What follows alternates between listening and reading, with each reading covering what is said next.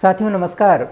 साथियों बात कर रहे थे जो आम जनता थी वहाँ की नास्ती वर्ग के रूप में किस प्रकार से परिवर्तित हुई, किस प्रकार से उन्हें शिक्षा दी गई, और हमने देखा था कि किस प्रकार से यहूदियों को मीडिया के माध्यम से कुछ भ्रामक शब्दों का प्रयोग किया गया और किस प्रकार से उन्हें व्यक्त किया गया।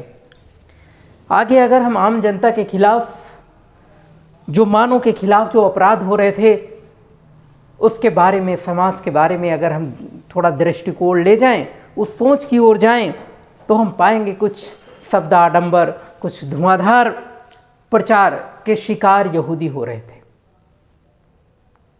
जिनमें से हम देखते हैं कि यहूदियों का अगर आमना सामना जर्मन वालों से होता है तो जर्मन जो थे उनके प्रति घृणा का भाव था, उनके प्रति गुस्सा का भाव अपने आप सर्जित हो जाता था, क्योंकि वो समझते थे कि अब सिर्फ और सिर्फ जो हमारा कल्याण करने वाला है वो सिर्फ और सिर्फ नास्ती संगठन है, नास्ती वर्ग के लोग हैं जो हमारा कल्याण कर सकते हैं।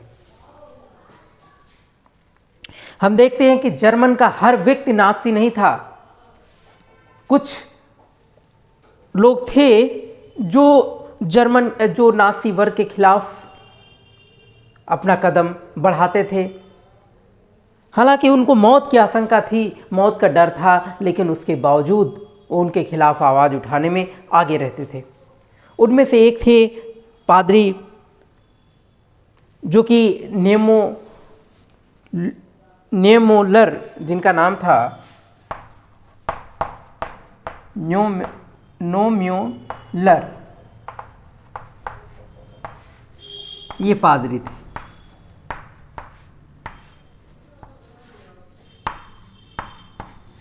नोम्योलर ये पादरी थे जो कि लगातार विरोध करते आ रहे थे। वो जानते थे कि यहाँ की आम जनता जो कि इनके संगठित जुल्मों का सामना नहीं कर पा रही है, यानी कि बेबाक तरीके से विरोध नहीं कर पा रही है, अधिकांश जनता मूक दर्शक के रूप में देख रही थी। उनके खिलाफ जो अत्याचार हो रहे थे, आंखें फेर करके जर्मन लोग निकल जाते थे। वो उनके प्रति अपनी आवाज़ उठाने में सक्षम नहीं थे। तब वहाँ पर जो पादरी नोम्योलर हैं वो बहुत ही खामोशी से अपने शब्द को बयां करते हैं। वो कहते हैं कि पहले वो नास्ती वर्ग के बारे में कहते हैं, नास्ती संगठन के बारे में कहते हैं कि पहले वो कम्युनिस्टों को ढूंढने आए। कम्युनिस्ट बहुत ही खामोशी से कहते हैं, पहले वो कम्युनिस्टों को ढूंढने आए। वो कौन? नास्ती संगठन के लोग। पहले वो कम्युनिस्टों को ढूंढने आए, लेकिन मैंने कुछ नहीं कहा। मैंने कुछ नहीं कहा क्योंकि मैं कम्युनिस्ट नहीं था। फिर वे सोशल डेमोक्रेट को ढूंढने आए। सोशल डेमोक्रेट जो कि समाज में एक अच्छा संगठन था, लेकिन नास्ती वर्ग का विरोध करने वाला संगठन था। तो उन्होंने कहा, फिर वे सोशल डेमोक्रेट को ढूंढने आए, लेकिन मैं सोशल डेमोक्रेट में नहीं था, इसलिए मैं चुप रहा। बाद में वो ट्रेड यूनियन वालों को ढूंढने आए। ट्रेड यूनियन जो कि एक संगठन था। ट्रेड यूनियन एक क्रांतिकारी संगठन था जो समाज में जो दबा हुआ तबका था उनके विरोध में आवाज़ उठाने के लिए था, उनके समर्थन में आवाज़ उठाने के लिए ट्रेड यूनियन बनाया गया था, एक क्रांतिकारी संगठन उस समय का। तो बाद में वे ट्रेड यूनियन वालों को ढूंढने आए, लेकिन मैं ट्रेड यूनियन में भी नहीं था। और जब वे यहूदियों को ढूंढने आए, फिर वे किसको ढूंढने आए? यहूदियों को ढूंढने आए। ये पादरी का वाक्य है, बहुत ही उस समय का बहुत महत्वपूर्ण वाक्य जो समाज में प्रसिद्ध रहा। तो कह रहे हैं कि फिर मैं ट्रेड यूनियन वालों को ढूंढने आए, लेकिन मैं ट्रेड यूनियन में नहीं था। और फिर वे यहूदियों को ढूंढने आए, लेकिन मैं यहूदी भी नहीं था। मैं यहूदी भी नहीं था। अंत में जब वो मेरे लिए आए, फिर कहते हैं जब वो मेरे लिए आए तो वहाँ कोई नहीं बचा था जो मुझे बचाने के लिए खड़ा हो। फिर वे मेरे लिए आए, तब कोई नहीं बचा था जो मुझे मेरे पीछे खड़ा हो सके, मेरे समर्थन में मुझे बचाने के लिए खड़ा हो सके। इस प्रकार से खामोशी से पादरी नोमुलर ने विरोध प्रकट किया उन नासी संगठन वालों के खिलाफ, नासी वर्ग वालों के खिलाफ। हम देखते हैं कि नासी जर्मनी में यहूदी महसूस क्या करते थे। तो एक पत्रकार थे शार्लेट बेराट, शार्लेट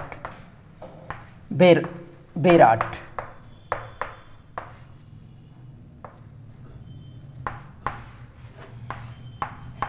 इन्होंने अपनी डायरी में लिखा है, जो कि बाद में पुस्तक के रूप में प्रकाशित कराया था इन्होंने डायरी में लिखा कि उस समय यहूदी इतना डर रहे थे कि उनको एक तरीके से यूँ कहें कि उनको वो तस्वीरें पीछा करती थी जो उस समय यहूदियों को मजाक के रूप में मीडिया में आया करती थी, कि उनकी नाकें वास्तव में टेढ़ी हैं, उनके बाल, उनकी आंखें काली हैं। वो उनके सपने में ये तस्वीरें यहूदियों के सपने में चला करती थी। इतना भयभीत हो गए थे यहूदी। हम देखते हैं कि बाद में यहूदियों को वास्तव में यकीन होने लगा। उनको वो तस्वीरें हमेशा सपने में पीछा करती रहती थी, और वो पहले ही यूँ समझिए कि गैस चेंबर तक जाने से पहले ही वो दम तोड़ दिया करते थे। इस प्रकार से महाध्वंस चालू हुआ, महाध्वंस चलता रहा। जो महाध्वंस यानी कि होलोकास्ट के बारे में अगर हम कुछ जानकारियाँ प्राप्त करें तो उस समय नासी तौर तरीक़ों के बारे में रिस कर सामने बातें आ रही थी। वास्तव में ये जो नासी वर्ग की कुछ बातें थी, ये तब तक सामने नहीं आई जब तक जो विश्व युद्ध था समाप्त नहीं हो गया। और उस समय जो यहूदियों के प्रति भीषण कत्लेआम चल रहा था, उस समय बताते हैं कि घेटो में रहने वाला एक व्यक्ति कहता है कि मैं आधे घंटे और जीवित रहना चाहता हूँ, आधे घंटे और जीवित रहना चाहता हूँ। शायद मैं जानता हूँ कि जर्मनी वालों की पराजय तय है। मैं लोगों को बता सकूँ, दुनिया को बता सकूँ कि यहूदी किस पीड़ा से गुजर रहे थे,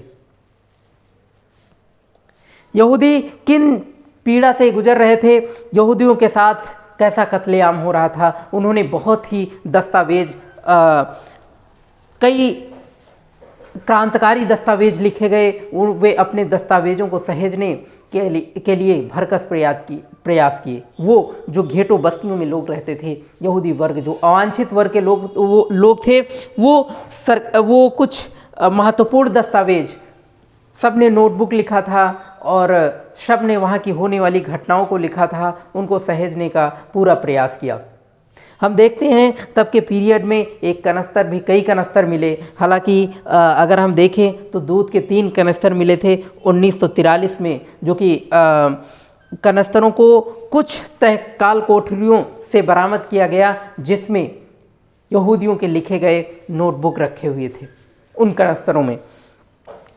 और फिर जब यहूदी समझ जाते हैं, जब नासी वर्ग समझ जाता है कि जर्मनी की पराजय तय है, तो वो क्या करते हैं, अपने कर्मचारियों को पेट्रोल बांटना शुरू करते हैं कि जितने भी इनके दस्तावेज हैं, जितने भी इनके जो भी महत्वपूर्ण घटनाएं जो इन्होंने लिखा है, उन सबको जला दिया जाए।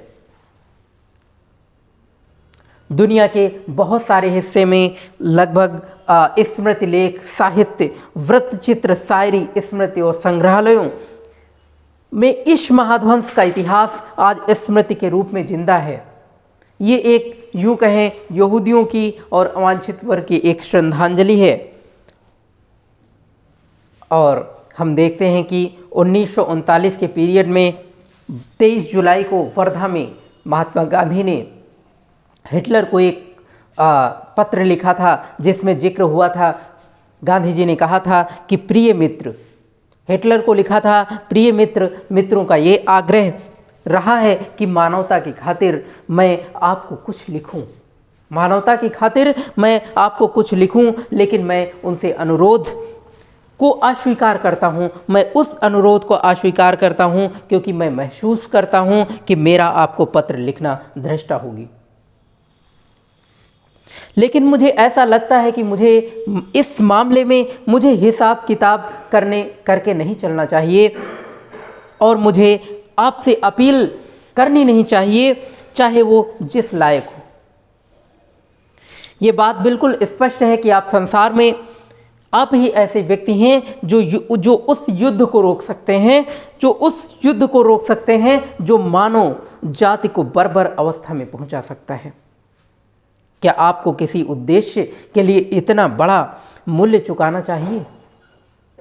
फिर चाहे उद्देश्य आपकी दृष्टि में कितना ही महान क्यों न हो, क्या आप एक ऐसे व्यक्ति की अपील पर ध्यान देंगे जिसने सोच विचार कर युद्ध के तरीके को त्याग कर दिया है?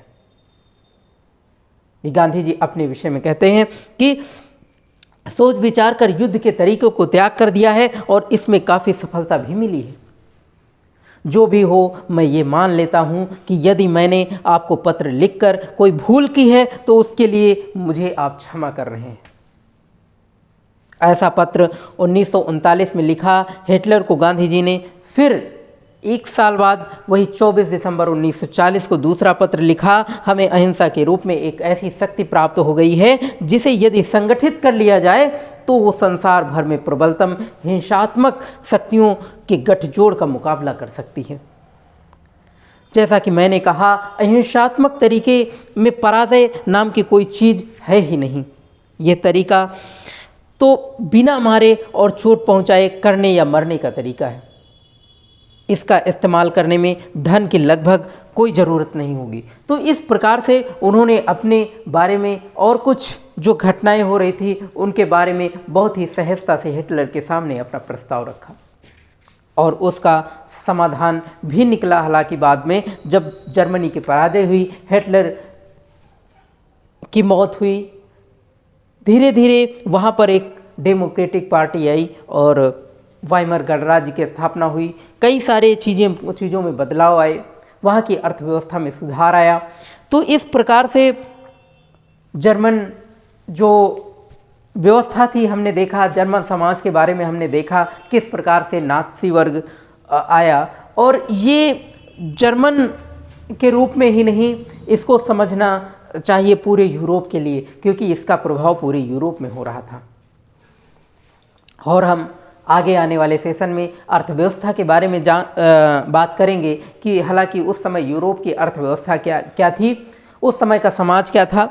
डिटेल में आपसे बात करेंगे कि वन्यजीव और उस समय का जो भी वन्यजीव और वहाँ का मौसम, वहाँ की जलवायु के बारे में आपसे विस्तार से बात करेंगे आगे आने वाले सेशन में।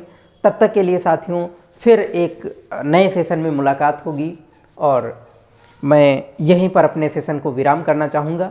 तब तक के लिए जय हिंद, जय भारत।